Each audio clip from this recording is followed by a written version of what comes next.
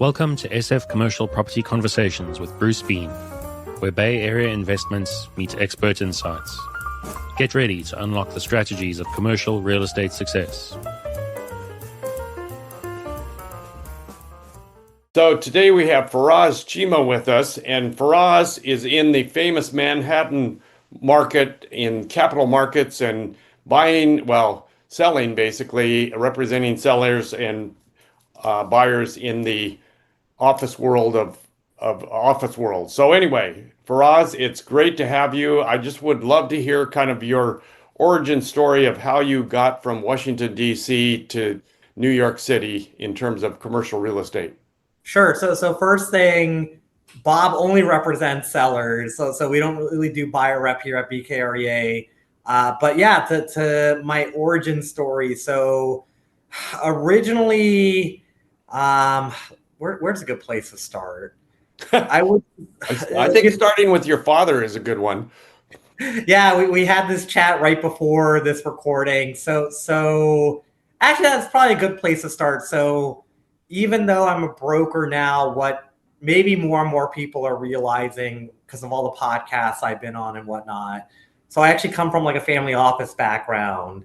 My dad was immigrated here to the US. Like he dropped out of med school his final year in Pakistan because he thought there was more opportunity in the US. He worked a bunch of odd jobs. And then as long as I could remember, because, there's only you can only remember so far back. So maybe when I was like 4 or 5, it was me, my younger brother, my younger sister. I'm the oldest of 5, but my other 2 siblings weren't born yet. My mom and dad, we were in a 1-bedroom apartment on Columbia Road in DC, which is like in Adams Morgan. My dad owned a dry cleaning business with a partner.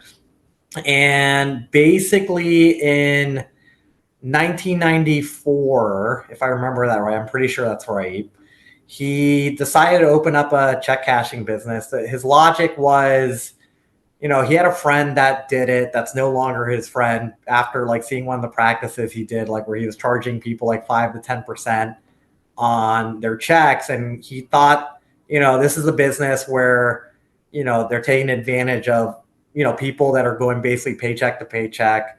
So he thought about doing 1% check cashing. So, we have like the most we'll ever charge is maybe 3% on a $10,000 check. But when you're bringing in a $10,000 check, you're not really paycheck to paycheck. Right.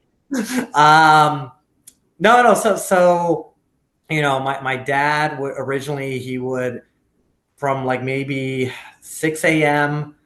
to, because, he would have to get up, go to the dry cleaner across the street, probably opened up at 7, probably finished his day at 7:30, came home, ate dinner real quick, drove taxi till 1, 2 o'clock in the morning. Oh, wow. Did it. Yeah, he worked 18-hour days probably. No, but when he started the check cashing business, he didn't realize how successful his first location was going to be. So we grew that to 52 stores at its peak. So this is actually a good segue. I'll tell you a little bit, but the logical steps is, instead of renting, I want to own some of my own sites. So we would get into strip centers, we would get into pad sites. When the GFC happened, we were very cash heavy, so we bought limited service hotels in the DC area and Baltimore area for 40 on the dollar.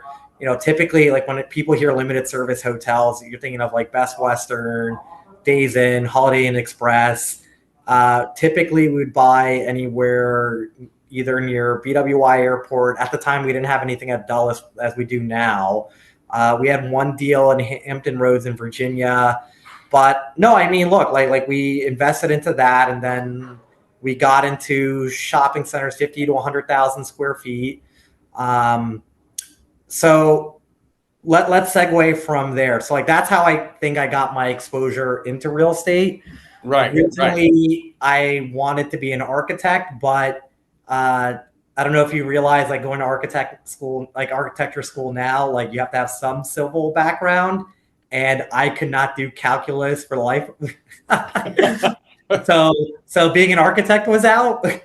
I was very interested in real estate, before I became a broker. I was doing a lot of the property management for my family office. And then I think like I got sick and tired of that, because before that I was doing insurance. If you heard me on the Crexy podcast, like I wasn't a good student. I only had like maybe a 1.6 GPA in high school. I took 2 years off, and then I went to community college. Then I went to American, and then I ended up doing my real estate master's at Hopkins. Oh, wow. Funny how that goes from like, almost like borderline, like failing high school. Right. Yeah. 1.6. Yeah. Yeah. No, like when, like, yeah. So, I was thinking to myself, like originally when I got licensed, I needed somewhere to hang my license. Cause my logic was, I'm just going to get a license, because if there's any small deal, like under 5 million, I'll get a commission out of it. Maybe make some extra money. I didn't think I'd turn into like a full-fledged broker. It's interesting how that went. And there's a funny story I didn't mention in some of the other podcasts, but like I think this might be a first for this one. So, I just told you all the stores he has. He also has maybe about like 30 some cell phone stores, about a dozen laundromats. And, I thought that'd be like, okay, let's say he owns like half of those, like he's leasing half of those spaces. Right. You would think that's like, and he signs 5 to 10 year leases, and retail typically pays the highest rent, like in any market, unless it's like trophy class A, maybe that's the case where like office rent may trump retail, but typically retail is like the highest rent. And I thought I would be his tenant rep. And right. he would say, Faraz, you can help me buy my buildings and sell my buildings, but when it comes to leasing, John Weiss is my broker, because he helped me when nobody else did. Oh, wow. Oh, that's cool. Yeah. Yeah. So I at first, like when you're in the business, you're like, what the hell? Like, why am I not the broker? But then you realize in this business, like when you truly provide value as a broker, like there is a such thing as like broker loyalty. And no, right. like John is now an asset manager. It's funny, like, like we're probably gonna have to figure this out at some point, like where to bring it in. But like that deal I was telling you that we're LP, like he's the asset manager on that deal. Oh, but like to I guess we can bring it in now, because we were talking prior, like the family office, like what's been active. And since I've been like in New York for like a year, I've been kind of out of it. My dad just turned 70. We just bought, like in the last 18 months, we bought like a $7 million strip center. It was like 83% occupied. We put our businesses in, like all 3 of our businesses, the laundromat, the check cashing store, the cell phone store. We have a 40% LP stake in a grocery anchored shopping center for like 18 million. I never thought I'd see the day. So before I was recording that Crexy podcast, like if anybody listened to it, I would mention like why my dad would never do office. That has changed. I find out my dad turned 70 like May 1st. Like we're having a conversation like a few days prior, because like, he's now 70 and you need to have this conversation. I'm looking at the personal financial statement. And I'm seeing this, we have a 23% stake in a 481,000 square foot office building. And I'm like, when did this happen? So this is what happens when you go to New York for a year. It's in Tyson's Corner. Like, look, if you're a capital markets broker, and you put 2 and 2 together, which deal it is. We're partners with this GP in this deal. B+ office, great deal. Like look, if you buy it at 34 million at 481,000 square feet on 7 acres, that's like $73 a foot. Underutilized, like it's it's like 2-story parking garage. You can easily optimize the parking garage and sell off. For rest of the development. So, look, we got offers at like 42, and I'm just like, no, I get it. Like that's an asset you hold. but yeah, I guess we can talk about like my brokerage career and everything, because in DC I was still very active in the family office. Like I didn't have a mentor like originally. I started from scratch. Again, I thought this was just to get some extra money on the side. Like my first year might have been like 3 deals. My second year might have been like 5. And, like I remember on my fourth year, that's when I did like 20.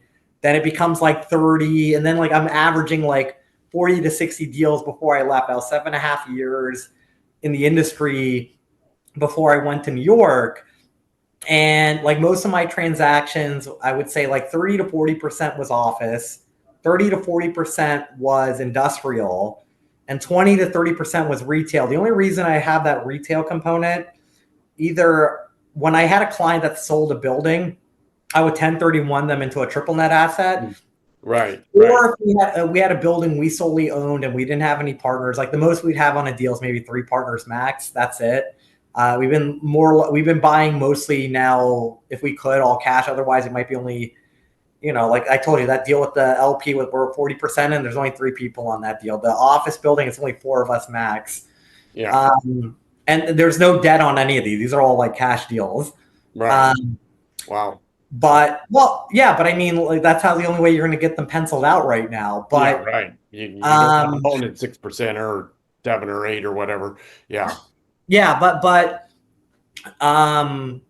no. So it's interesting how I went to pretty much an office industrial broker to like now strictly focused Manhattan office, capital markets, strictly sales. Yeah. Which, if you asked me in the beginning of my career, would I ever be selling office buildings in Manhattan? I'd be like, there's no way in hell. No, I'm not going there. Yeah, but here you are. Here I am. And give us the little rundown that you did earlier about the price of office space going from basically 1,000 to 500. Yeah, so basically we track every building below 60th Street, above 20,000 square feet. The reason we cut out anything below 20,000, the comps get really skewed for 2 reasons. One is the high price per square foot, either for redevelopment or for owner use sales. I'll give you a prime example. We're literally pitching a deal right now. Comp says it should be around like $480 a foot. No, I'm sorry, $440 a foot. But as a redevelopment, it could go as high as anywhere from $540 to $600 a foot. Right. But that's development value, not as is office value. Right. The dirt's worth more than the building. Yeah. Yeah. Exactly. So first year, $1,041 a foot. Second year, $906. Third year, $800. This is where I screwed up in the Crexy podcast, but I did have some redeeming fact, because if you listen further down in that podcast, I did mention it's $492, not $592. I literally listened to that podcast twice. I'm like, all right, there's some redeeming factor there. I did mention it's $492 because, like, if you do the math, $492 from $1,041 a foot, that's a 52.7% decline. Yeah, I mean, we've seen some uptick. Last quarter, considering when this comes out, so for people for reference, last quarter, what I'm talking about is Q1 of 2025. There's been an uptick of 517 a foot. Typically from 2020 to 2023, there's anywhere from 16 to 25 transactions. It was anywhere from 2.2 to 4.1 million square feet. But last year, it was 9.6 million square feet traded, 40 transactions. The last 18 of them happened in the last 4 months of the year. So what's happening in terms of repossessions or banks coming back and kind of taking control in New York City? I mean, look, we were literally reviewing a deal right now where here's an interesting, it's not just lenders, it's also people who are defaulting on ground lease payments. Oh, wow. I don't know how it is in San Francisco, but there's a lot of things in Manhattan that are still done by ground lease.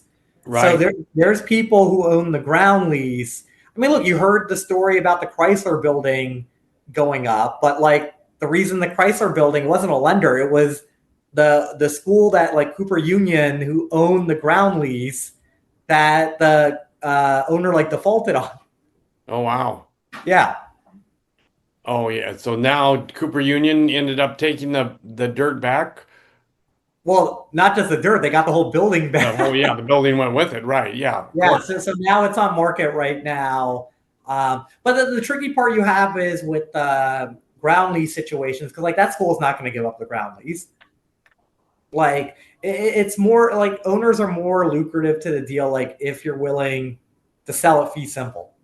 Yeah. Yeah. Like because like my understanding is like I have to get the more detail, which is probably going to be a great post, but like my understanding is like the ground rent used to be 2 million and it jumped up to like 30. Yeah. Ground leases can be very low depending on when they went into place. I mean, they're long-term, 30-year, 90 years, whatever the term is. Well, and not only that, like what's in the clauses for renewals and whatnot. Right. Right. Yeah. So it's not just lenders, it's also people as like being the receiver side of these defaulted ground lease. Wow. Yeah. No, I know in San Francisco in the Bay Area, there's some very low deals going on. I mean, there was a property nearby here in San Mateo that sold recently for 75 million and then just this year it resold for basically 25 million. So, Yeah. there's a lot of lowball offers going out on properties. If you've got cash, you can buy something pretty cheap these days. Well, exactly. The only thing is you need cash because the banks are, especially in office, like banks still don't want to touch office. No, no, yeah. Well, and the developers, can't get funding for office space. I assume that's true in Manhattan and New York City. You'd be surprised. There's still lenders out there, but like, look, you're talking about like the LTVs is going much lower now because they need more capital injection in these deals. But I mean, look, like when you're looking at the deals and like how, like if you can hold on to them. I mean, look, I just told you 52.7% decline. Yeah, right, right. This is not the time to sell. No, no, no. You got to hold. You got to put all the entitlements together and then just hold and see if you can make it work later on. And I assume construction prices in New York City have not gone down any.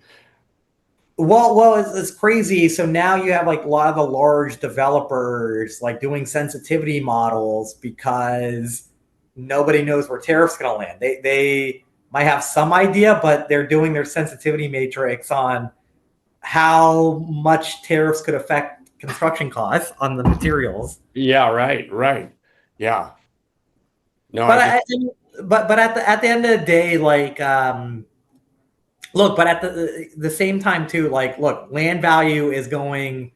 I mean, Bob will say like this is probably the best time, even probably better than like SNL crisis. yeah.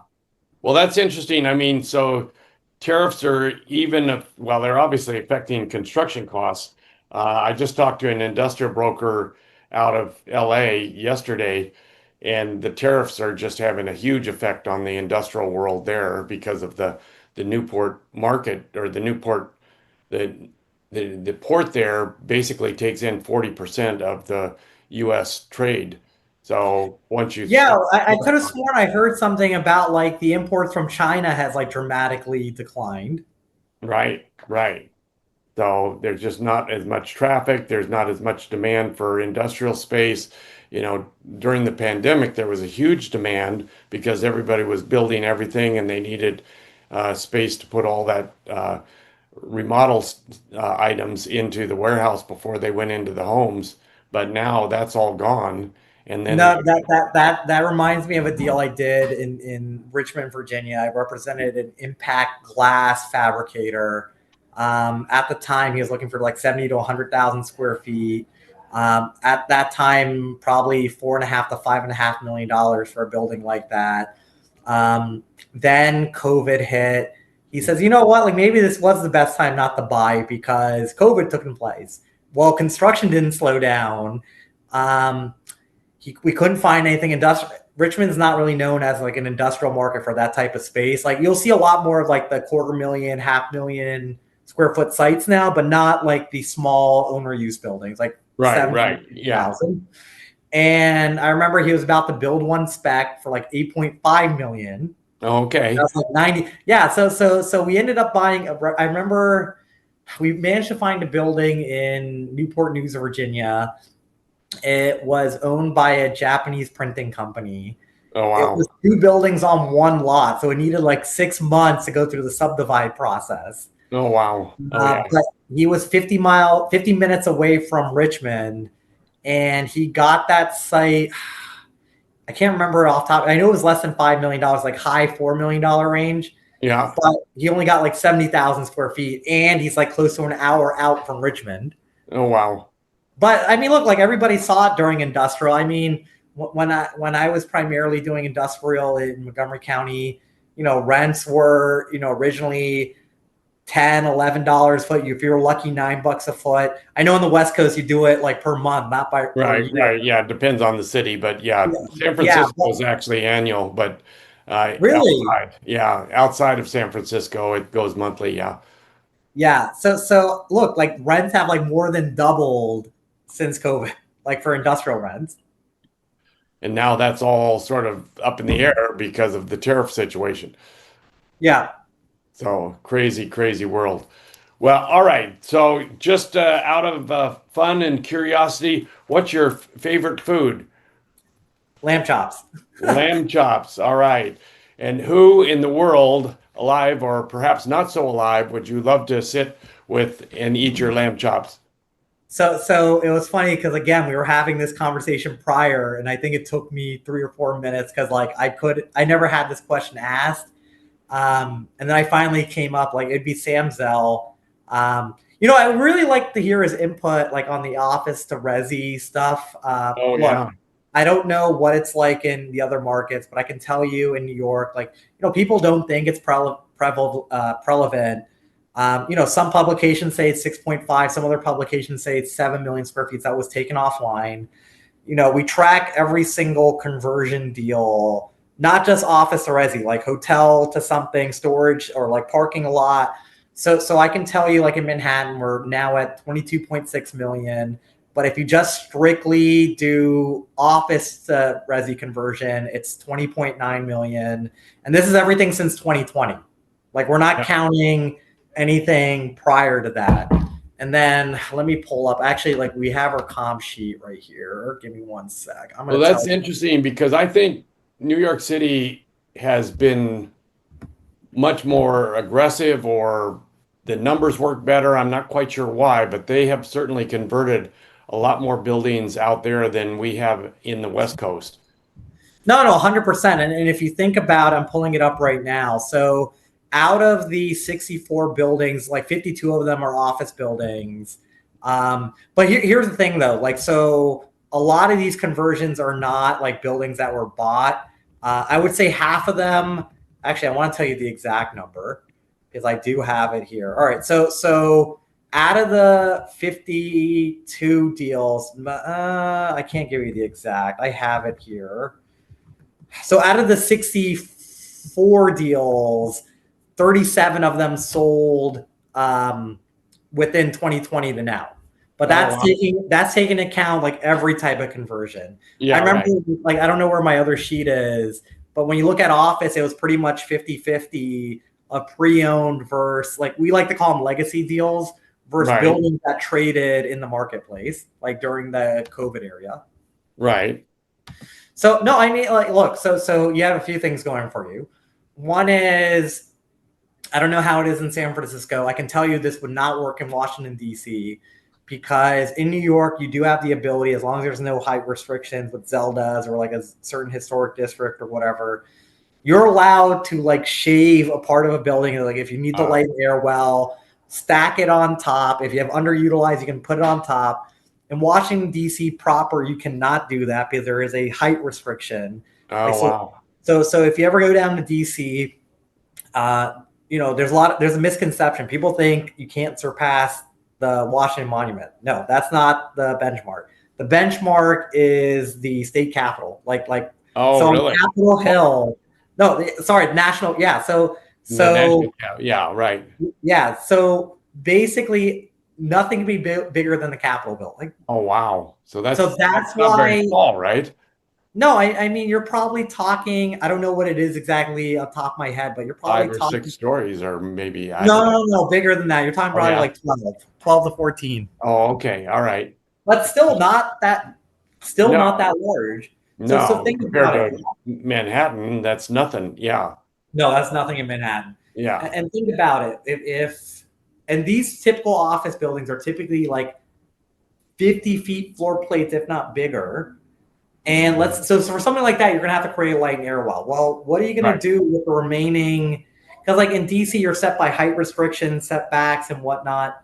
Well, what are you gonna do with the square footage you carved out? Right. That's basically a huge loss factor. Right. So it makes sense, like if you're buying it for like close to dirt value. Yeah. Yeah.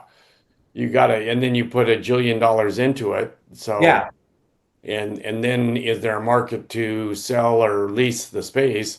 So anyway, yeah. Yeah. So I think that would be a very interesting conversation to have with Sam Zell. Yeah. Oh, yeah. So, okay, I agree. Sam would be very interesting to talk to about that. Well, with that, let's leave that for the moment. I'm going to come back. We should talk again probably in 3 to 6 months and see what the market's doing given the tariffs, and hopefully things will kind of become a little more stable and see where we go. Hopefully rates will come down too. Yeah, that would be nice. That would be great. So when rates come down and tariffs come down, we'll talk again and see what the market looks like. That sounds like a plan. All right. Well, great to have you. That's a wrap on today's journey through the SF commercial real estate scene. Ready to share your story? Visit sfcommercialconversations.com/guest. Your insights could lead the next conversation.